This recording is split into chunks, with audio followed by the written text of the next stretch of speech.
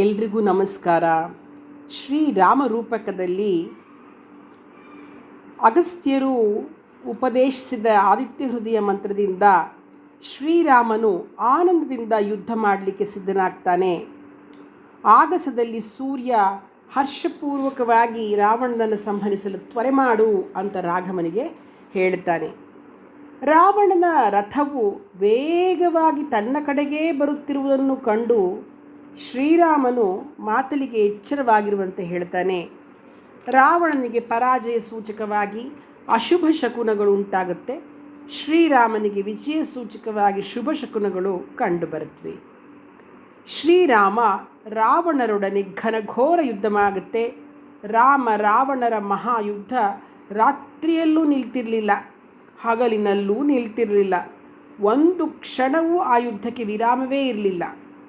ಆ ಮಹಾಸಮರವು ಬಹಳ ಕಾಲವು ಕಳೆದು ಹೋದರೂ ಶ್ರೀರಾಮನಿಗೆ ವಿಜಯವು ಲಭಿಸದೇ ಇದ್ದುದನ್ನು ಗಮನಿಸಿ ಮಾತಲಿಯು ಶ್ರೀರಾಮನಿಗೆ ಹೇಳ್ತಾನೆ,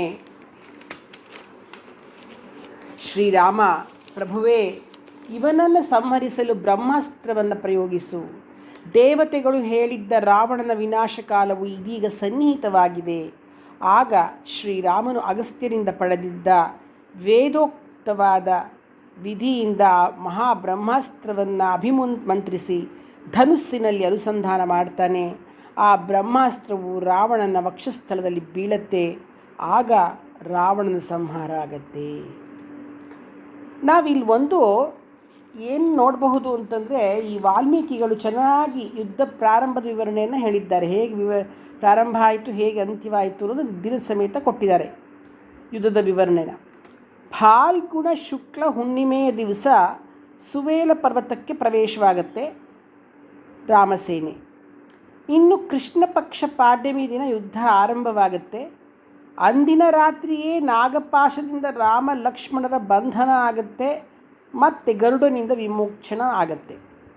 ಇನ್ನು ಬಿದಿಗೆಯ ದಿವಸ ಕೃಷ್ಣ ಪಕ್ಷ ಬಿದಿಗೆ, ಫಾಲ್ಗುಣ ಕೃಷ್ಣ ಪಕ್ಷ ಬಿದಿಗೆ ದಿವಸ ಧೂಮ್ರಾಕ್ಷನ ವಧೆ, ತದಿಗೆಯ ದಿವಸ ವಜ್ರದಂಷ್ಟ್ರನ ವಧೆ, ಚೌತಿಯ ದಿವಸ ಅಕಂಪನನ ವಧೆ, ಪಂಚಮಿಯ ದಿವಸ ಪ್ರಹಸ್ತನ ವಧೆ, ಷಷ್ಠಿಯ ದಿನ ರಾವಣ ಕಿರೀಟ ಭಂಗ, ಸಪ್ತಮಿಯ ದಿನ ಕುಂಭಕರ್ಣನ ವಧೆ, ಅಷ್ಟಮಿಯ ದಿನ ಅತಿಕಾಯಾದಿಗಳ ಸಂಹಾರ, ನವಮಿಯ ದಿನ ಇಂದ್ರಜಿತುವಿನೊಡನೆ ಯುದ್ಧ, ಅಂದಿನ ರಾತ್ರಿಯೇ ಕುಂಭಾದಿಗಳ ವಧೆ, ದಶಮಿಯ ದಿನ ಮಕರಾಕ್ಷನ ವಧೆ, ಏಕಾದಶಿ, ದ್ವಾದಶಿ, ತ್ರಯೋದಶಿಗಳಲ್ಲಿ ಇಂದ್ರಜಿತುವಿನೊಡನೆ ಯುದ್ಧವಾಗುತ್ತೆ.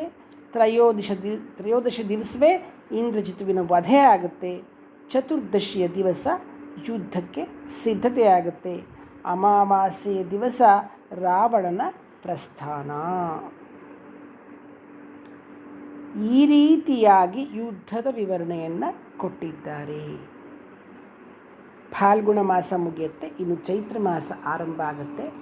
ಆನಂತರ ಶ್ರೀರಾಮರ ಪಟ್ಟಾಭಿಷೇಕಗಳು, ಶ್ರೀರಾಮ ಅಯೋಧ್ಯೆಗೆ ಹೋಗೋದು ಪಟ್ಟಾಭಿಷೇಕ, ಅವನ ಜನನ ದಿವಸ ಆಗ್ತಕ್ಕಂಥದ್ದನ್ನೆಲ್ಲ ನಾವು ನೋಡಬಹುದು. ಹೀಗೆ ರಾವಣ ಹತನಾದದನ್ನು ಕಂಡು ವಿಭೀಷಣ ದುಃಖದಿಂದ ವಿಲಾಪಿಸ್ತಾನೆ. ಶ್ರೀರಾಮನು ಅವನನ್ನು ಸಮಾಧಾನ ಮಾಡ್ತಾನೆ. ವಿಭೀಷಣ, ಸಾಯುವವರೆಗೂ ವೈರವೆಂಬುದು ಇರುತ್ತೆ.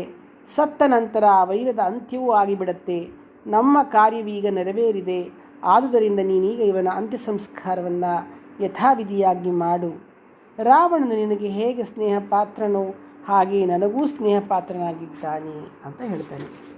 ರಾವಣನು ಹತನಾದ ವಿಷಯವನ್ನು ಕೇಳಿ ರಾವಣರ ಅಂತಃಪುರದ ಸ್ತ್ರೀಯರು ವಿಲಾಪಿಸಲಿಕ್ಕೆ ಶುರು ಮಾಡ್ತಾರೆ. ಮಂಡೋದರಿಗಂತೂ ತುಂಬ ದುಃಖ ಆಗುತ್ತೆ. ಮಂಡೋದರಿ ಅಳ್ತಲೇ ಇರ್ತಾಳೆ. ಆ ಸಮಯದಲ್ಲಿ ಶ್ರೀರಾಮ ಅಣ್ಣನಿಗೆ ಅಂತ್ಯ ಸಂಸ್ಕಾರ ಮಾಡುವಂತೆಯೂ ಅಂತಃಪುರದ ಸ್ತ್ರೀಯರನ್ನು ಸಮಾಧಾನಗೊಳಿಸಿ ಹಿಂದಕ್ಕೆ ಕಳಿಸುವಂತೆಯೂ ವಿಭೀಷಣನಿಗೆ ಹೇಳ್ತಾನೆ. ರಾವಣನ ವಧೆಯಾದ ಮೇಲೆ ಅಂತ್ಯಕ್ರಿಯೆ ಮಾಡುವಂತೆ ಶ್ರೀರಾಮ ಹೇಳಿದಾಗ ಅಲ್ಲಿಯವರೆಗೂ ಅಣ್ಣನ ಬಗ್ಗೆ ಅಪಾರ ಗೌರವ ತಳೆದಿದ್ದ ವಿಭೀಷಣ ಈಗ ಹೇಳ್ತಾನೆ, ಅವನು ಪಾಪಿ, ಅತ್ಯಾಚಾರಿ, ಅಧರ್ಮಿ, ಆದ್ದರಿಂದ ಅವನ ಉತ್ತರ ಕ್ರಿಯಾದಿಗಳನ್ನು ನಾನು ಮಾಡಲ್ಲ. ಆಗ ಶ್ರೀರಾಮ ಹೇಳ್ತಾನೆ, ಮರಣಾಂತಾನಿ ವೈರಾಣಿ ನಿವೃತ್ತಂ ನ ಪ್ರಯೋಜನಂ. ವಿಭೀಷಣ, ನಿನ್ನ ಅಣ್ಣ ಮಹಾರಾಜನಾಗಿದ್ದವನು ಈಗ ಯುದ್ಧದಲ್ಲಿ ವೀರಮರಣವನ್ನಪ್ಪಿದ್ದಾನೆ. ಸತ್ತ ಮೇಲೆ ಯಾವ ವೈರವೋ? ವಿದ್ಯುಕ್ತವಾಗಿ ನೀನು ಅಂತಿಮ ಸಂಸ್ಕಾರವನ್ನು ಮಾಡತಕ್ಕದ್ದು. ಇಲ್ಲದಿದ್ದರೆ ಈಗೋ ನಾನೇ ಆ ಕಾರ್ಯವನ್ನು ಶಾಸ್ತ್ರೋಕ್ತವಾಗಿ ಮಾಡ್ತೀನಿ ಅಂತ ಹೇಳಿ ಖಚಿತವಾಗಿ ಹೇಳಿಬಿಡ್ತಾನೆ, ನಾನೇ ಮಾಡಿಬಿಡ್ತೀನಿ ಅಂತ ಹೇಳ್ತಾನೆ. ನೋಡಿ, ಇಲ್ಲಿ ಅವನು ಆದರ್ಶ ಶತ್ರುವಾಗಿ ಮಿಂಚಿದ್ದಾನೆ ಶ್ರೀರಾಮ. ಹಾಗೆ ಯಾರು ತಾನೇ ಹೇಳಬಲ್ಲಿಗೆ ಸಾಧ್ಯ? ಯಾವ ವೀರ ತಾನೇ ಹಾಗೆ ಮಾಡ್ತಾನೆ? ಇಂತಹ ಉದಾತ್ತತೆ ಶ್ರೀರಾಮನದು. ಹಾಗಾಗಿ ಅವನು ಆದರ್ಶ ಶತ್ರುವಾಗಿಯೂ ಎಲ್ಲರ ಗೌರವಕ್ಕೆ ಪಾತ್ರನಾಗ್ತಾನೆ. ಶ್ರೀರಾಮನ ಮಾತುಗಳನ್ನು ಕೇಳಿ ವಿಭೀಷಣ ಮರು ಮಾತನಾಡದೆ ರಾವಣನಿಗೆ ದಹನ ಸಂಸ್ಕಾರ ಮಾಡ್ತಾನೆ. ನಂತರ ಶ್ರೀರಾಮ ದೇವೇಂದ್ರನ ಸಾರಥಿಯಾದ ಮಾತಲಿಯನ್ನು ದಿವ್ಯ ರಥದ ಸಮೇತ ಕಳಿಸ್ಕೊಡ್ತಾನೆ. ಲಕ್ಷ್ಮಣನಿಗೆ ವಿಭೀಷಣನಿಗೆ ಪಟ್ಟಾಭಿಷೇಕ ಮಾಡಲಿಕ್ಕೆ ಹೇಳ್ತಾರೆ. ವಿಭೀಷಣನಿಗೆ ಲಂಕೆಯ ಅಧಿಪತಿಯಾಗಿ ಪಟ್ಟಾಭಿಷೇಕ ಆಯಿತು. ಶ್ರೀರಾಮ ಹನುಮಂತನಿಗೆ ಹೇಳ್ತಾನೆ, ನೀನು ವಿಭೀಷಣನ ಅನುಮತಿಯನ್ನು ಪಡೆದು ಮೈಥಿಲಿಯನ್ನು ಕಂಡು ಇಲ್ಲಿನ ವಿಷಯವನ್ನು ತಿಳಿಸು, ಅವಳ ಸಂದೇಶದೊಡನೆ ಮತ್ತೆ ಬಾ ಅಂತ ಹೇಳ್ತಾನೆ. ಶ್ರೀರಾಮನಿಂದ ಆದೇಶಿಸಲ್ಪಟ್ಟ ಹನುಮಂತ ಸೀತೆಯನ್ನು ನೋಡಲಿಕ್ಕೆ ಹೋಗ್ತಾನೆ. ವಿಭೀಷಣನ ಅನುಮತಿಯನ್ನು ಪಡೆದು ಅಶೋಕವನಕ್ಕೆ ಹೋಗ್ತಾನೆ. ಸೀತೆ ಹನುಮಂತನನ್ನು ನೋಡಿ ಸಂತೋಷ ಪಡ್ತಾಳೆ. ಶ್ರೀರಾಮನು ಹೇಳಿದ್ದ ಎಲ್ಲ ಮಾತುಗಳನ್ನು ಸೀತೆಗೆ ಹೇಳ್ತಾನೆ. ವೈದೇಹಿ, ಶ್ರೀರಾಮನು ಸುಗ್ರೀವ ಲಕ್ಷ್ಮಣರೊಡನೆ ಕುಶಲಿಯಾಗಿದ್ದಾನೆ. ಶತ್ರುವನ್ನು ಸಂಹರಿಸಿ ಸಫಲ ಮನೋರಥನಾಗಿರ್ತಕ್ಕಂಥ ಶ್ರೀರಾಮ ನಿನ್ನ ಕುಶಲವನ್ನು ಕೇಳಿದ್ದಾನೆ. ವಾನರರಿಂದಲೂ ವೀರ್ಯವಂತನಾದ ಲಕ್ಷ್ಮಣನಿಂದಲೂ ಕೂಡಿ ಶ್ರೀರಾಮನು ವಿಭೀಷಣನ ಸಹಾಯವನ್ನು ಪಡೆದು ರಾವಣನನ್ನು ಸಂಹರಿಸಿದ್ದಾನೆ. ಈಗ ನೀನು ಕೊರಗೋದನ್ನು ಬಿಟ್ಟು ಸಮಾಧಾನದಿಂದಿರು. ಶತ್ರುವಾದ ರಾವಣನು ಹತನಾಗಿದ್ದಾನೆ. ಇಂದು ಲಂಕೆಯು ನಮ್ಮ ವಶದಲ್ಲಿದೆ. ಇದು ಶ್ರೀರಾಮನ ಸಂದೇಶ. ದೇವಿ, ನಾನು ನಿನ್ನ ಉದ್ಧಾರಕ್ಕಾಗಿ ದೃಢಚಿತ್ತನಾಗಿ ಪ್ರತಿಜ್ಞೆಯನ್ನು ಮಾಡಿದ್ದೆನು. ನನಗೆ ನಿದ್ರೆ ಎಂಬುದೇ ಇರಲಿಲ್ಲ. ಸಮುದ್ರಕ್ಕೂ ಸೇತುವೆಯನ್ನು ಕಟ್ಟಿ ರಾವಣನನ್ನು ಸಂಹರಿಸಿ ಆ ನನ್ನ ಪ್ರತಿಜ್ಞೆಯನ್ನು ಪೂರೈಸಿದೆ. ಈಗ ನೀನು ರಾವಣನ ಮನೆಯಲ್ಲಿರುವೆ ಅಂತ ಭಯಪಡಬೇಕಾಗಿಲ್ಲ. ಈಗ ವಿಭೀಷಣನ ಅಧೀನದಲ್ಲಿದೆ ಲಂಕೆ. ಆದುದರಿಂದ ನೀನೀಗ ನಿನ್ನ ಮನೆಯಲ್ಲಿಯೇ ಇರುವುದಾಗಿ ಭಾವಿಸಿ ನಿಶ್ಚಿಂತರಾಗಿ ಧೈರ್ಯವಾಗಿರು. ಹನುಮಂತನು ಹೇಳಿದ ಶ್ರೀರಾಮನ ಸಂದೇಶವನ್ನು ಕೇಳಿ ಸೀತೆಗೆ ಸಂತೋಷ ಆಯಿತು. ಸೀತಾದೇವಿ ಹೇಳ್ತಾಳೆ, ಭಕ್ತವತ್ಸಲನಾದ ನನ್ನ ಪತಿಯನ್ನು ಸಂದರ್ಶಿಸಲು ಬಯಸುತ್ತೇನೆ ಅಂತ ತಿಳಿಸ್ತಾಳೆ. ಹನುಮಂತ ಶ್ರೀರಾಮನನ್ನು ಕಂಡು ಸೀತೆ ಹೇಳಿದ್ದನ್ನು ಹೇಳ್ತಾನೆ. ಶ್ರೀರಾಮ ವಿಭೀಷಣ ಹೇಳ್ತಾನೆ, ವಿಭೀಷಣ, ಅಭ್ಯಂಜನ ಸ್ನಾನ ಮಾಡಿ ದಿವ್ಯವಾದ ಅಂಗರಾಗಗಳನ್ನು ಪೂಸಿಕೊಂಡು ದಿವ್ಯಾಭರಣಗಳಿಂದ ಭೂಷಿತೆಯಾದ ಸೀತೆಯನ್ನು ಶೀಘ್ರವಾಗಿ ಇಲ್ಲಿ ಕರೆದುಕೊಂಡು ಬಾ ಅಂತ ಹೇಳ್ತಾನೆ. ಶ್ರೀರಾಮನ ಮಾತನ್ನು ಕೇಳಿ ವಿಭೀಷಣ ತಕ್ಷಣವೇ ತನ್ನ ಪತ್ನಿಯರನ್ನು ಕರೆದುಕೊಂಡು ಸೀತೆಯಿಂದ ಅಶೋಕವನಕ್ಕೆ ಹೋಗ್ತಾನೆ. ಸೀತೆಯನ್ನು ಸಿದ್ಧವಾಗಿ ಬರುವಂತೆ ಹೇಳ್ತಾನೆ. ಸೀತೆ ಸ್ನಾನ ಮಾಡಿ ದಿವ್ಯಾಲಂಕಾರ ಭೂಷಿತೆಯಾಗಿ ಪಲ್ಲಕ್ಕಿಯಲ್ಲಿ ಕುಳಿತುಕೊಂಡು ವಿಭೀಷಣನ ಜೊತೆ ಬರ್ತಾಳೆ. ಶ್ರೀರಾಮ ಚಿಂತಾಮಗ್ನನಾಗಿರ್ತಾನೆ. ಏಕೆಂದರೆ ಪರಪುರುಷನ ಮನೆಯಲ್ಲಿ 1 ವರ್ಷ ಇದ್ದವಳನ್ನು ಪರಿಗ್ರಹಿಸಿದರೆ ಲೋಕವೇನೆನ್ನುತ್ತದೆ? ನಿಷ್ಕಳಂಕವಾದ ಸೀತೆಯನ್ನು ಪರಿತ್ಯಜಿಸಲು ತಾನೇ ಹೇಗೆ ಸಾಧ್ಯವಾದೀತು? ಹೀಗೆ ಎರಡೆರಡು ರೀತಿ ಯೋಚನೆ ಮಾಡ್ತಾ ಇರ್ತಾನೆ. ವೈದೇಹಿಯನ್ನು ಶ್ರೀರಾಮನ ಬಳಿಗೆ ಕರೆತರ್ತಾರೆ ಎಲ್ಲರೂ, ವಿಭೀಷಣ ಎಲ್ಲ. ಶ್ರೀರಾಮ ಜಾನಕಿಯನ್ನು ನೋಡಿ ಹೀಗೆ ಹೇಳ್ತಾನೆ, ಮಂಗಳ ಸ್ವರೂಪಳೆ, ರಣರಂಗದಲ್ಲಿ ಶತ್ರುವನ್ನು ಜಯಿಸಿ ನೀನನ್ನು ಗೆದ್ದುಕೊಂಡಿದ್ದೇನೆ. ಪೌರುಷದಿಂದ ಯಾವುದನ್ನು ಸಾಧಿಸಬೇಕಾಗಿದ್ದಿತೋ ಅದನ್ನು ನಾನು ಸಾಧಿಸಿದ್ದೇನೆ. ನನ್ನಲ್ಲಿ ಹುಟ್ಟಿದ್ದ ಕ್ರೋಧವನ್ನು ಕೊನೆಗೊಳಿಸಿಕೊಂಡೆ. ಭಾರ್ಯಾಪಹರಣ ರೂಪವಾದ ಅಪಮಾನವನ್ನು ತೊಳೆದುಕೊಂಡೆ. ಶತ್ರುವಿನ ವಿನಾಶದೊಡನೆ ನನಗಾಗಿದ್ದ ಅಪಮಾನದ ವಿನಾಶವೂ ಕೂಡ ಆಯಿತು. ಭದ್ರೆ, ನಿನಗೆ ಮಂಗಳವಾಗಲಿ. ಈ ಒಂದು ವಿಷಯವನ್ನು ನೀನು ತಿಳಿದುಕೊಳ್ಳಬೇಕಾಗಿದೆ.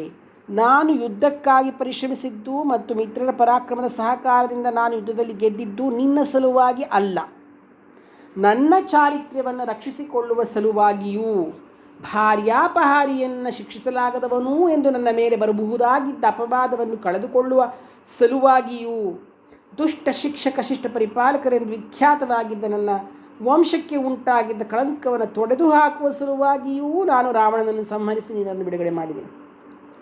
ಚಿರಕಾಲ ಪರಪುರುಷನ ಮನೆಯಲ್ಲಿದ್ದ ಕಾರಣ ನೀನು ಸಂದೇಹಿಸಬಹುದಾದ ಚಾರಿತ್ರ್ಯದಿಂದ ಕೂಡಿ ನನ್ನ ಸಮ್ಮುಖದಲ್ಲಿ ನಿಂತಿರುವೆ.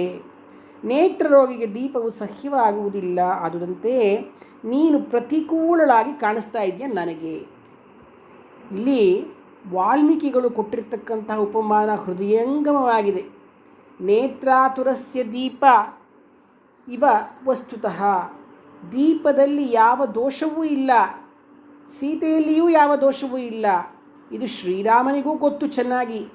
ಆದರೆ ನೇತ್ರ ರೋಗಿಗೆ ದೀಪವನ್ನು ನೋಡಲಿಕ್ಕೆ ಸಾಧ್ಯ ಆಗೋದಿಲ್ಲ.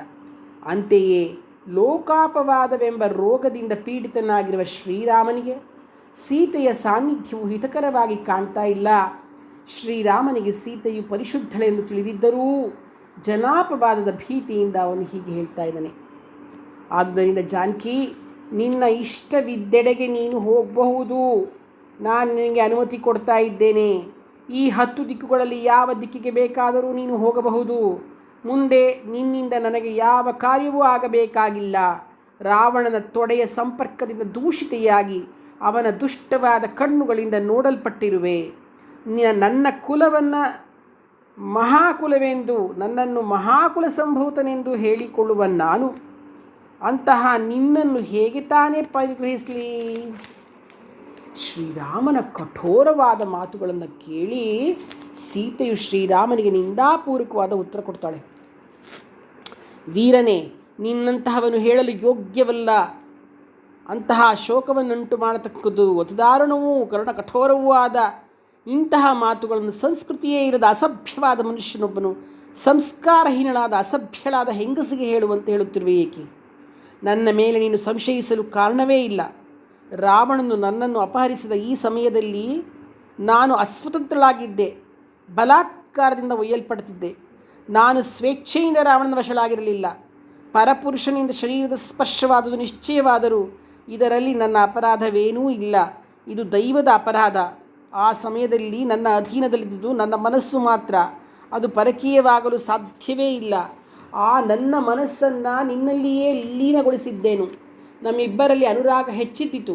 ಹೀಗಿದ್ದೂ ನೀನು ನನ್ನ ಸಹಜ ಸ್ವಭಾವ ಗುಣಗಳನ್ನು ತಿಳಿಯದವನಾಗಿದ್ದರೆ ನಾನು ಶಾಶ್ವತವಾಗಿ ಸತ್ತು ಹೋದಂತೆಯೇ ಸರಿ. ನಾನಿನ್ನು ಬದುಕಿದ್ದು ಪ್ರಯೋಜನವಿಲ್ಲ. ನಾನೇನು ಸಾಮಾನ್ಯ ಮನುಷ್ಯರಂತಲ್ಲ. ವಾಸ್ತವವಾಗಿ ಭೂಮಿಯಿಂದ ಹುಟ್ಟಿದವಳು, ಅಯೋನಿಜೆ, ಮಾನವ ಜಾತಿಗಿಂತಲೂ ವಿಲಕ್ಷಣ ರೀತಿಯಲ್ಲಿ ಹುಟ್ಟಿದವಳು. ಅಂತೆಯೇ ನನ್ನ ಚಾರಿತ್ರ್ಯವೂ ವಿಲಕ್ಷಣವಾದುದು, ದಿವ್ಯವಾದುದು. ಯಾವುದಕ್ಕೂ ನೀನು ಪುರಸ್ಕರಿಸುತ್ತಿಲ್ಲ. ನನ್ನ ಭಕ್ತಿ, ಶೀಲ ಎಲ್ಲವನ್ನ ಕಡೆಗಾಣಿಸಿಬಿಟ್ಟೆ ನೀನು ಅಂತ ಹೇಳಿ ಸೀತೆ ಬಿಕ್ಕಿ ಬಿಕ್ಕಿ ಅಳಕ್ಷಣ ಮಾಡ್ತಾಳೆ. ಅನಂತರ ಲಕ್ಷ್ಮಣನಿಗೆ ಹೇಳ್ತಾಳೆ, ಲಕ್ಷ್ಮಣ, ನನಗಾಗಿ ಚಿತೆಯನ್ನು ಸಿದ್ಧಪಡಿಸು. ನನ್ನ ಇಂದಿನ ದುಃಖಕ್ಕೆ ಅಗ್ನಿ ಪ್ರವೇಶವೇ ದಿವ್ಯೌಷಧವಾಗಿದೆ. ಮಿಥ್ಯಾಪವಾದದಿಂದ ಕಳಂಕಿಸಲಾಗಿರುವ ನಾನಿನ್ನೂ ಖಂಡಿತ ಬದುಕಲ್ಲ. ನನ್ನ ಪ್ರಭುವು ನನ್ನ ಗುಣಶೀಲಗಳಿಂದ ಪ್ರಸನ್ನನಾಗಿಲ್ಲ. ಇವನು ನನ್ನನ್ನು ಈ ತುಂಬಿದ ಸಭೆಯಲ್ಲಿ ಪರಿತ್ಯಾಗ ಮಾಡಿದ್ದಾನೆ. ಈ ಸಮಯದಲ್ಲಿ ನನಗೆ ಯಾವ ಮಾರ್ಗ ಉಚಿತವಾಗಿದೆಯೋ ಆ ಮಾರ್ಗವನ್ನು ಹಿಡಿದು ನಾನು ಹೋಗುತ್ತೇನೆ. ಈಗ ನನಗಿರುವ ಮಾರ್ಗವೆಂದರೆ ಅಗ್ನಿ ಪ್ರವೇಶ ಒಂದೇ. ಆದುದರಿಂದ ನಾನು ಅಗ್ನಿ ಪ್ರವೇಶ ಮಾಡ್ತೀನಿ, ಚಿತೆಯನ್ನು ಸಿದ್ಧಗೊಳಿಸು ಅಂತಳೆ. ವೈದೇಹಿಯ ಮಾತನ್ನು ಕೇಳಿ ಲಕ್ಷ್ಮಣ ಕೋಪಾವಿಷ್ಟನಾಗಿ ಶ್ರೀರಾಮನ ಕಡೆಗೆ ನೋಡ್ತಾನೆ. ಸೀತೆಗಾದ ಅವಮಾನವನ್ನು ಅವನಿಗೆ ಸಹಿಸಲಿಕ್ಕಾಗಲಿಲ್ಲ. ಆದರೆ ಶ್ರೀರಾಮನ ಮುಖಲಕ್ಷಣದಿಂದಲೇ ಅವನ ಮನಸ್ಸಿನಲ್ಲಿರುವುದನ್ನು ತಿಳಿದ ಸೌಮಿತ್ರಿಯು ಶ್ರೀರಾಮನ ಅಭಿಮತದಂತೆಯೇ ಚಿತೆಯನ್ನು ಸಿದ್ಧಪಡಿಸ್ತಾನೆ. ಸೀತಾದೇವಿಯು ತಲೆ ತಗ್ಗಿಸಿಕೊಂಡು ನಿಂತಿದ್ದ ಶ್ರೀರಾಮನಿಗೆ ಪ್ರದಕ್ಷಿಣೆ ಮಾಡಿ ಧಗನೆ ಉರಿಯುತ್ತಿದ್ದ ಯಜ್ಞೇಶ್ವರನ ಬಳಿಗೆ ಹೋಗ್ತಾಳೆ. ದೇವತೆಗಳಿಗೂ ಬ್ರಾಹ್ಮಣರಿಗೂ ನಮಸ್ಕರಿಸಿ ಅಗ್ನಿಯ ಬಳಿಯಲ್ಲಿ ಕೈ ಜೋಡಿಸಿ ನಿಂತು ಹೇಳ್ತಾಳೆ, ನನ್ನ ಮನಸ್ಸು ಒಂದು ಕ್ಷಣವಾದರೂ ರಾಘವನನ್ನು ಬಿಟ್ಟು ಕದಲಿಲ್ಲವೆಂಬುದು ನಿಶ್ಚಯವಾದರೆ ಲೋಕಸಾಕ್ಷಿಯಾದ ಅಗ್ನಿದೇವನು ನನ್ನನ್ನು ಸರ್ವ ರೀತಿಗಳಲ್ಲಿಯೂ ಕಾಪಾಡಲಿ. ಹೀಗೆ ಹೇಳಿ ಅಗ್ನಿದೇವನಿಗೆ ಪ್ರದಕ್ಷಿಣೆ ಮಾಡಿ ಪ್ರಜ್ವಲಿಸುತ್ತಿದ್ದ ಯಜ್ಞೇಶ್ವರನ ನಿಶ್ಚಲವಾದ ಮನಸ್ಸಿನಿಂದ ಪ್ರವೇಶ ಮಾಡ್ತಾಳೆ. ಸೀತಾದೇವಿಯು ಬೆಂಕಿಯಲ್ಲಿ ಬೀಳುತ್ತಿರುವುದನ್ನು ಸಮಸ್ತ ಪ್ರಾಣಿಗಳು ಅಚ್ಚರಿಯಿಂದ ನೋಡ್ತಾ ಇದ್ದಾವೆ. ದೇವತೆಗಳು, ಗಂಧರ್ವರು ನೋಡ್ತಾ ಇದ್ದಾರೆ. ಅಲ್ಲಿದ್ದ ಜನಸಮುದಾಯವೆಲ್ಲವೂ ನೋಡ್ತಾ ಇದ್ದಾರೆ. ಎಲ್ಲ ಸ್ತ್ರೀಯರು ಕೂಕ್ಕೊಳ್ತಾರೆ. ವಾನರರು, ರಾಕ್ಷಸರು ಗಟ್ಟಿಯಾಗಿ ಹಾಹಾಕಾರ ಮಾಡ್ತಾರೆ. ಆಗ ಶ್ರೀರಾಮ ಮನಸ್ಸಿನಲ್ಲಿಯೇ ದುಃಖಪಡುತ್ತಾ ಕಣ್ಣುಗಳಲ್ಲಿ ನೀರು ತುಂಬಿಕೊಂಡು ಸ್ವಲ್ಪ ಹೊತ್ತಿನವರೆಗೆ ಯೋಚಿಸುತ್ತಾ ಕೂತ್ಕೊಂಡಿರ್ತಾನೆ. ಆ ವೇಳೆಗೆ ಸರಿಯಾಗಿ ವಿಶ್ರವಸನ ಮಗನು, ಯಕ್ಷರಿಗೆ ಅಧಿಪತಿಯೂ ಆದ ಕುಬೇರ, ಪಿತೃದೇವತೆಗಳೊಡನೆ ಯಮಧರ್ಮ, ಇಂದ್ರ, ವರುಣ, ಮಹಾದೇವ, ಬ್ರಹ್ಮ ಇವರೆಲ್ಲರೂ ವಿಮಾನಗಳಲ್ಲಿ ಕುಳಿತು ಲಂಕಾಪಟ್ಟಣಕ್ಕೆ ಬರ್ತಾರೆ. ಶ್ರೀರಾಮನ ಹತ್ರ ಬಂದು ನಿಂತ್ಕೊಳ್ತಾರೆ. ಶ್ರೀರಾಮ ಎಲ್ರಿಗೂ ನಮಸ್ಕರಿಸ್ತಾನೆ. ಅವರು ಶ್ರೀರಾಮನಿಗೆ ಹೇಳ್ತಾರೆ, ಶ್ರೀರಾಮ, ನೀನು ಸಮಸ್ತ ಜಗತ್ತನ್ನು ಸೃಷ್ಟಿಸಿರುವವನು, ಜ್ಞಾನಿಗಳಲ್ಲಿ ಶ್ರೇಷ್ಠನಾದವನು. ಅಂತಹ ನೀನು ಅಗ್ನಿಯಲ್ಲಿ ಬೀಳುತ್ತಿರುವ ಸೀತೆಯನ್ನು ಹೇಗೆ ತಾನೇ ಉಪೇಕ್ಷಿಸುತ್ತಿರುವೆ? ಸಮಸ್ತ ದೇವತೆಗಳಿಗೂ ಶ್ರೇಷ್ಠನಾದ ಮಹಾವಿಷ್ಣು ನೀನೆಂಬುದನ್ನು ಏಕೆ ತಿಳಿಯುತ್ತಿಲ್ಲ? ದೇವತೆಗಳ ಮಾತಿಗೆ ಶ್ರೀರಾಮನು ಹೀಗೆ ಹೇಳ್ತಾನೆ, ನಾವು ನಾನು ಮನುಷ್ಯನೆಂದು ದಶರಥನ ಮಗನೆಂದೂ ತಿಳಿದಿದ್ದೇನೆ. ನಾನು ಯಾರು, ಯಾವ ಪ್ರಯೋಜನಕ್ಕಾಗಿ, ಎಲ್ಲಿಂದ ಬಂದಿದ್ದೇನೆ ನೀವೇ ಹೇಳ್ರಿ ಅಂತ. ಆಗ ಬ್ರಹ್ಮ ಹೇಳ್ತಾನೆ, ಶ್ರೀರಾಮ, ನೀನು ಚಕ್ರಧರನಾದ ಸರ್ವವ್ಯಾಪಕನಾದ ನಾರಾಯಣನೇ ಆಗಿರುವೆ. ನೀನು ಅವಿನಾಶಿಯಾದ ಪರಬ್ರಹ್ಮವೇ ಆಗಿರುವೆ. ನೀನೇ ಶ್ರೀಹರಿ, ನೀನೇ ವಿಷ್ಣು, ನೀನೇ ಕೃಷ್ಣ. ನಿನ್ನ ಉತ್ಪತ್ತಿಯನ್ನಾಗಲಿ ವಿಲಯವನ್ನಾಗಲಿ ಮತ್ತು ನೀನು ಯಾರೆಂಬುದನ್ನಾಗಲಿ ಯಾರೂ ಅರಿಯರು. ಸೀತೆಯೇ ಸಾಕ್ಷಾತ್ ಮಹಾಲಕ್ಷ್ಮಿಯು, ನೀನೇ ಮಹಾವಿಷ್ಣುವು. ರಾವಣನನ್ನು ಸಂಹರಿಸುವ ಸಲುವಾಗಿ ನೀನು ಮಾನವನಾಗಿ ಅವತರಿಸಿರುವೆ. ನೀನು ರಾವಣನನ್ನು ಸಂಹರಿಸಿ ನಮ್ಮ ಕಾರ್ಯವನ್ನು ಪೂರ್ಣಗೊಳಿಸಿರುವೆ. ನೀನಿನ್ನು ಪ್ರಸನ್ನಚಿತ್ತನಾಗಿ ನಿನ್ನ ದಿವ್ಯಧಾಮಕ್ಕೆ ಸೇರು. ಬ್ರಹ್ಮನು ಹೇಳಿದ ಶುಭಕರವಾದ ಮಾತುಗಳನ್ನು ಕೇಳಿ ಅಗ್ನಿದೇವನು ಸೀತಾದೇವಿಯನ್ನು ತೊಡೆಯ ಮೇಲೆ ಕುಳ್ಳಿರಿಸಿಕೊಂಡು ಚಿತೆಯಿಂದ ಮೇಲೆದ್ದು ಬರ್ತಾನೆ. ಅಲಂಕಾರದಿಂದ ಪರಿಶೋಭಿಸುತ್ತಿದ್ದ ದಿವ್ಯರೂಪಳಾದ ವೈದೇಹಿಯನ್ನು ಅಗ್ನಿಯು ಶ್ರೀರಾಮನಿಗೆ ಒಪ್ಪಿಸ್ತಾನೆ. ಅಗ್ನಿ ಹೇಳ್ತಾನೆ, ಶ್ರೀರಾಮ, ನಿನ್ನ ಧರ್ಮಪತ್ನಿಯಾದ ಈ ವಿದೇಹ ರಾಜಕುಮಾರಿಯನ್ನು ಇಲ್ಲಿ ಯಾವ ವಿಧವಾದ ಪಾಪವೂ ಇಲ್ಲ. ಅವಳಲ್ಲಿ ಮಾತಿನಿಂದಾಗಲಿ, ಮನಸ್ಸಿನಿಂದಾಗಲಿ, ಬುದ್ಧಿಯಿಂದಾಗಲಿ, ಕಣ್ಣುಗಳಿಂದಾಗಲಿ ಸಚ್ಚಾರಿತ್ರದಿಂದ ಕೂಡಿರುವ ಇವಳು ನಿನ್ನನ್ನು ಅತಿಕ್ರಮಿಸಿ ಬೇರೆಯವರ ಆಶ್ರಯವನ್ನು ಪಡೆದಿರುವುದಿಲ್ಲ. ಇವಳ ಅಂತಃಕರಣವು ನಿನ್ನಲ್ಲಿಯೇ ಲೀನವಾಗಿ ಹೋಗಿದ್ದಿತು. ಇವಳ ಭಾವನೆಯು ಪರಿಶುದ್ಧವಾಗಿದೆ. ಇವಳು ನಿಶ್ಚಯವಾಗಿಯೂ ಪಾಪವಿಲ್ಲದವಳು. ಆದುದರಿಂದ ಇವಳನ್ನು ಆದರಪೂರ್ವಕವಾಗಿ ಸ್ವೀಕರಿಸು. ಈ ವಿಷಯದಲ್ಲಿ ಪ್ರತಿಯಾಗಿ ಏನನ್ನೂ ಹೇಳಬೇಡ. ಇದು ನನ್ನ ಆಜ್ಞೆಯಾಗಿದೆ. ಆಗ ಪರಮಹೃಷ್ಟನಾದ ಶ್ರೀರಾಮ ಅಗ್ನಿಗೆ ಹೇಳ್ತಾನೆ, ಸೀತೆಯು ಪಾಪಾತ್ಮಳಲ್ಲ, ಪರಮಪಾವನೆ. ಆದರೆ 3 ಲೋಕಗಳಲ್ಲಿಯೂ ವಿಶ್ವಾಸ ಹುಟ್ಟುವ ಸಲುವಾಗಿ ಈ ಪರೀಕ್ಷೆ ಅವಶ್ಯವಾಗಿದ್ದಿತು. ಏಕೆಂದರೆ ಶುಭಾಂಗಿಯಾದ ಇವಳು ಬಹಳ ಕಾಲ ರಾವಣನ ಅಂತಃಪುರದಲ್ಲಿರಬೇಕಾಯಿತು. ಒಂದು ವೇಳೆ ನಾನು ಜಾನಕಿಯು ಪರಿಶುದ್ಧಳೆಂಬುದನ್ನು ಪರೀಕ್ಷಿಸದೆಯೇ ಇವಳನ್ನು ಪ್ರತಿಗ್ರಹಿಸಿದನಾದರೆ ಸತ್ಪುರುಷರು ನನ್ನನ್ನು ಮೂರ್ಖನೆಂದು, ಕಾಮಿ ಎಂದು ಹೇಳುತ್ತಿದ್ದರು. 3 ಲೋಕಗಳ ಜನರಿಗೂ ಸೀತೆಯು ಪರಮಪಾವನೆ ಎಂಬ ವಿಶ್ವಾಸವನ್ನು ಹುಟ್ಟಿಸುವ ಸಲುವಾಗಿ ಸತ್ಯವನ್ನೇ ಪರಮಾಶ್ರಯವನ್ನಾಗಿ ಹೊಂದಿರುವ ನಾನು ಅಗ್ನಿ ಪ್ರವೇಶ ಮಾಡುತ್ತಿದ್ದ ಸೀತಾದೇವಿಯನ್ನು ತಡೆಯ ಹೋಗದೆ ಉಪೇಕ್ಷಿಸಿದೆನು. ಜಾನಕಿಯು 3 ಲೋಕಗಳಲ್ಲಿಯೂ ಪರಮಪಾವನೆಯಾಗಿದ್ದಾಳೆ. ನಾನು ಇವಳನ್ನು ಖಂಡಿತವಾಗಿಯೂ ತ್ಯಾಗ ಮಾಡಲಾರೆನು. ಆದುದರಿಂದ ನಿಮ್ಮೆಲ್ಲರ ಹಿತವಚನದಂತೆ ನಡೆದುಕೊಳ್ಳೋದು ನನ್ನ ಕರ್ತವ್ಯವಾಗಿದೆ ಅಂತ ಹೇಳ್ತಾನೆ. ಶ್ರೀರಾಮ ಪರಮಪಾವನೆಯಾದ ಸೀತಾದೇವಿಯನ್ನು ಸ್ವೀಕರಿಸಿ ಪರಮಸುಖದ ಅನುಭವವನ್ನು ಪಡಿತಾನೆ. ಮಹೇಶ್ವರ ಹೇಳ್ತಾನೆ, ಶ್ರೀರಾಮ, ನೀನು ರಾವಣನ ವಧೆ ಮಾಡಿ ಬಹಳ ಒಳ್ಳೆಯದನ್ನೇ ಮಾಡಿದ್ದೀಯಾ. ದೀನನಾಗಿರ್ತಕ್ಕಂತಹ ಭರತನನ್ನು ಸಂತೈಸಿ ಕೌಸಲ್ಯೆ, ಕೈಕೇಯಿ, ಸುಮಿತ್ರೆಯನ್ನು ಸಂದರ್ಶಿಸು. ಅಯೋಧ್ಯೆಯ ರಾಜ್ಯಭಾರವನ್ನು ವಹಿಸಿಕೊಂಡು ಸಹೃದಯರನ್ನು ಸಂತೋಷಗೊಳಿಸು. ಇಕ್ಷ್ವಾಕು ಕುಲದಲ್ಲಿ ಮಕ್ಕಳನ್ನು ಪಡೆದು ಅಶ್ವಮೇಧ ಯಾಗ ಮಾಡಿ ಯಶೋವಂತನಾಗು. ಆನಂತರ ಬ್ರಾಹ್ಮಣರಿಗೆ ಯಥೇಚ್ಛವಾಗಿ ಧನವನ್ನು ದಾನ ಮಾಡಿ ನಿನ್ನ ಧಾಮವಾದ ಸ್ವರ್ಗವನ್ನು ಸೇರು. ಶ್ರೀರಾಮ, ಅದೋ ಅಲ್ಲಿ ನೋಡು, ನಿನ್ನ ತಂದೆಯಾದ ದಶರಥ ಮಹಾರಾಜನು ವಿಮಾನದಲ್ಲಿ ಕುಳಿತಿದ್ದಾನೆ. ನಿನ್ನ ತಮ್ಮನಾದ ಲಕ್ಷ್ಮಣನೊಡನೆ ನೀನು ನಿನ್ನ ತಂದೆಗೆ ನಮಸ್ಕರಿಸು ಅಂತ ಹೇಳ್ತಾನೆ. ಮಹಾದೇವನ ಮಾತನ್ನು ಕೇಳಿ ಶ್ರೀರಾಮ ತಂದೆಗೆ ನಮಸ್ಕರಿಸ್ತಾನೆ. ದಶರಥ ಶ್ರೀರಾಮನನ್ನು ಬಾಚಿ ತಬ್ಬಿಕೊಂಡು, ಸುಪುತ್ರನಾದ ನೀನು ನನ್ನನ್ನು ಮಿಥ್ಯಾ ಪ್ರತಿಜ್ಞನಾದ ರೀತಿಯಲ್ಲಿ ಉದ್ಧರಿಸಿರುವೆ. ನೀನು ರಾವಣನನ್ನು ವಧಿಸುವ ಸಲುವಾಗಿ ಪುರುಷೋತ್ತಮನಾದ ಮಹಾವಿಷ್ಣುವೇ ನಿನ್ನ ರೂಪದಲ್ಲಿ ಅವತರಿಸುವುದನೆಂಬ ವಿಷಯವನ್ನು ಈಗ ತಾನೇ ದೇವತೆಗಳಿಂದ ನಾನು ತಿಳಿದುಕೊಂಡೆ. ಶ್ರೀರಾಮ, ನೀನು ಮಾಡಬೇಕಾಗಿದ್ದ ಎಲ್ಲ ಕಾರ್ಯಗಳನ್ನು ಮಾಡಿರುವೆ. ಪರಮಶ್ಲಾಘ್ಯವಾದ ಯಶಸ್ಸನ್ನೂ ಗಳಿಸಿರುವೆ. ನಿನ್ನ ಸಹೋದರರೊಡನೆ ರಾಜ್ಯದ ಪಟ್ಟಾಭಿಷೇಕವನ್ನು ಮಾಡಿಕೊಂಡು ದೀರ್ಘಾಯುಷ್ಮಂತನಾಗಿ ಬಾಳು. ದಶರಥನು ಲಕ್ಷ್ಮಣನನ್ನು ಶ್ಲಾಘಿಸಿದನು. ನೀನು ಯಾವಾಗಲೂ ಶ್ರೀರಾಮನನ್ನು ಶುಶ್ರೂಷೆ ಮಾಡಿಕೊಂಡಿರು, ಮಹಾ ಯಶಸ್ಸನ್ನು ಪಡೆಯುವೆ ಅಂತ ಹೇಳ್ತಾನೆ. ಸೀತೆಯನ್ನು ಆಶೀರ್ವದಿಸಿ ಇಂದ್ರಲೋಕಕ್ಕೆ ಹೊರಟು ಹೋಗ್ತಾನೆ. ಶ್ರೀರಾಮನ ಕೋರಿಕೆಯಂತೆ ಇಂದ್ರನು ಸತ್ತು ಹೋಗಿದ್ದ ವಾನರರನ್ನು ಬದುಕಿಸ್ತಾನೆ. ಇಂದ್ರಾದಿ ದೇವತೆಗಳು ಶ್ರೀರಾಮನಿಗೆ ಹೇಳ್ತಾರೆ, ನೀನಿನ್ನು ಈ ವಾನರ ಸೈನಿಕರನ್ನು ಬೀಳ್ಕೊಟ್ಟು ಸೀತಾ ಲಕ್ಷ್ಮಣ ಸಮೇತರಾಗಿ ಅಯೋಧ್ಯೆಗೆ ಹೊರಡು. ನಿನ್ನಲ್ಲಿಯೇ ಯಾವಾಗಲೂ ಅನುರಕ್ತಳಾಗಿರ್ತಕ್ಕಂಥ ಸೀತೆಯನ್ನು ಸವಿಮಾತುಗಳಿಂದ ಸಂತೈಸು. ನಿನ್ನ ತಮ್ಮಂದಿರನ್ನು, ತಾಯಂದಿರನ್ನು ಸಂದರ್ಶಿಸು. ಆನಂತರ ಪಟ್ಟಾಭಿಷಿಕ್ತನಾಗಿ ಪುರಜನರಿಗೆ ಸಂತೋಷವನ್ನುಂಟು ಮಾಡು ಅಂತ ಹೀಗೆ ಹೇಳಿ ದೇವತೆಗಳೆಲ್ಲರೂ ಹೊರಟರು. ಶ್ರೀರಾಮ ಮರುದಿವಸ ಅಯೋಧ್ಯೆಗೆ ಹೊರಡಲಿಕ್ಕೆ ಸಿದ್ಧನಾಗ್ತಾನೆ. ವಿಭೀಷಣ ಪುಷ್ಪಕ ವಿಮಾನದಲ್ಲಿ ಹೋಗಲು ಅನುಮತಿ ಕೊಡ್ತಾನೆ. ವಿಭೀಷಣ ತನ್ನ ಆತಿಥ್ಯವನ್ನು ಸ್ವೀಕರಿಸಿ ಸ್ವಲ್ಪ ದಿನ ಇದ್ದು ಹೋಗಲು ಹೇಳ್ತಾನೆ.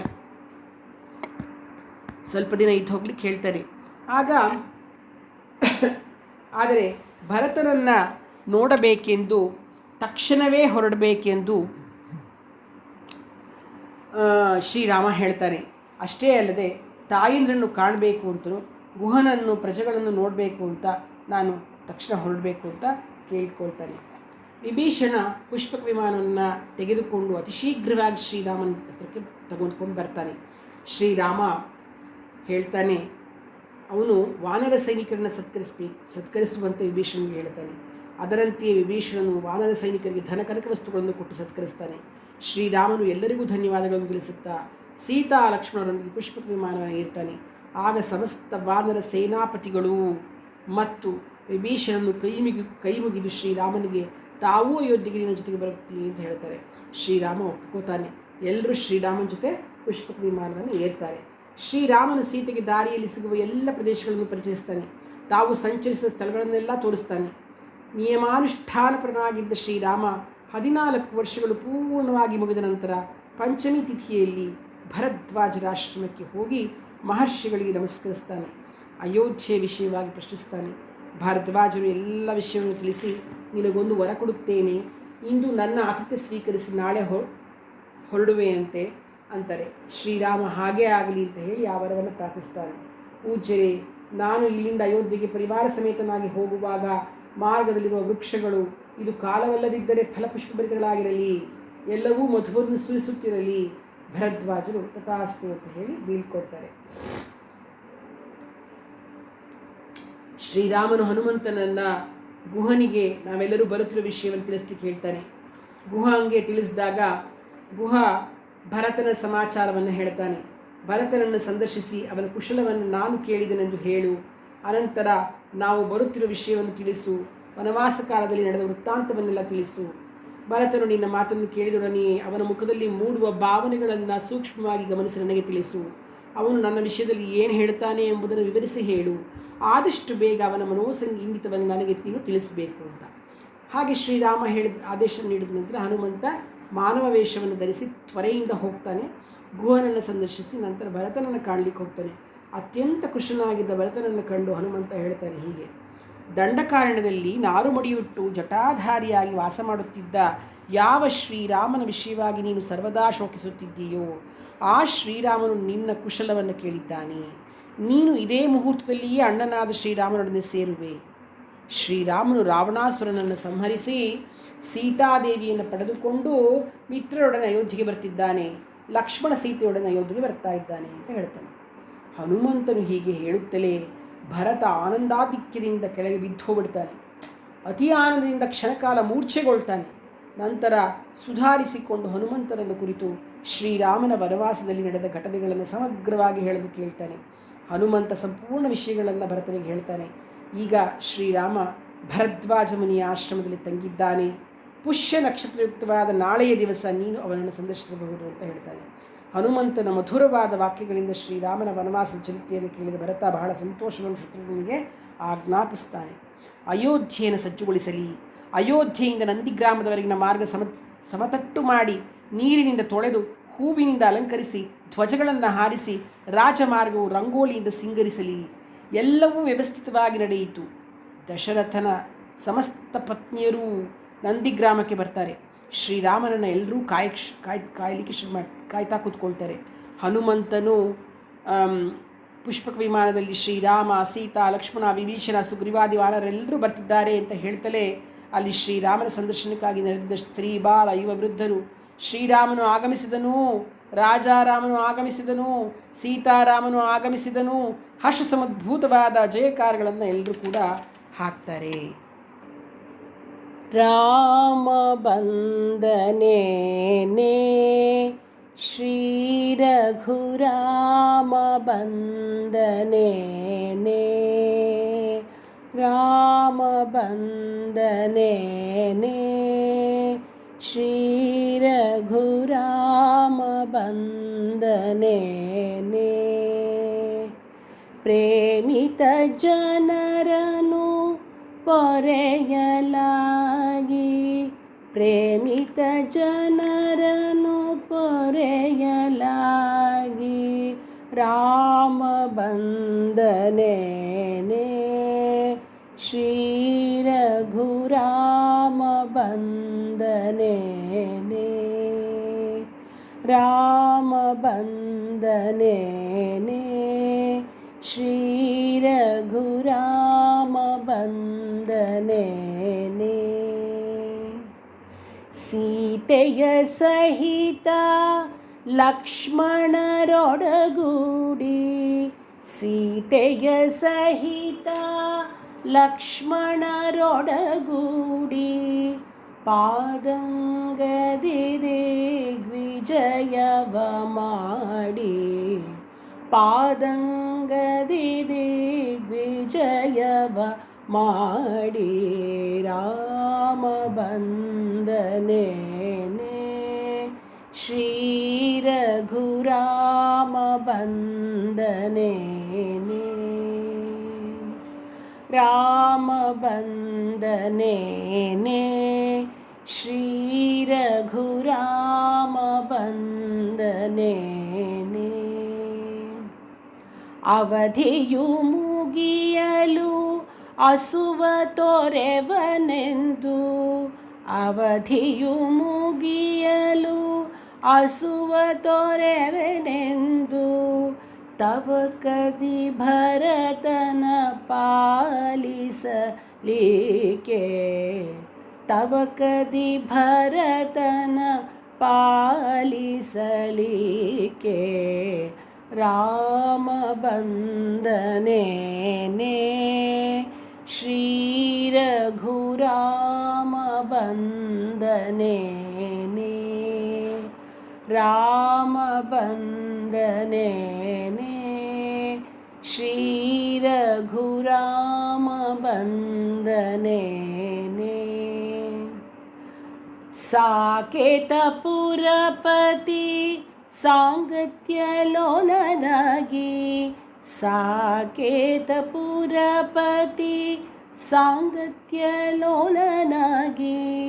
ಸಾಕುವ ಜನ ಗುರು ಮಹಿಪತಿ ಪ್ರಭುವೇ ಸಾಕುವ ಜನ ಗುರು ಮಹಿಪತಿ ಪ್ರಭುವೇ ರಾಮ ಬಂದನೆ ಶ್ರೀ ರಘುರಾಮ ಬಂದನೆ ರಾಮ ಬಂದನೆ ಶ್ರೀ ರಘುರಾಮ ಬಂದನೆ ಪ್ರೇಮಿತ ಜನರನ್ನು ಪೊರೆಯಲಾಗಿ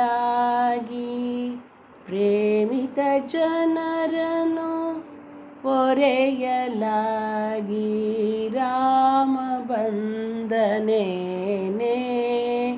ಶ್ರೀ ರಘುರಾಮ ಬಂದನೆ ರಾಮ ಬಂದನೆ ಶ್ರೀ ರಘುರಾಮ ಬಂದನೆ ರಾಮ ಬಂದನೆ ಶ್ರೀ ರಘುರಾಮ ಬಂದನೆ. ಧನ್ಯವಾದಗಳು.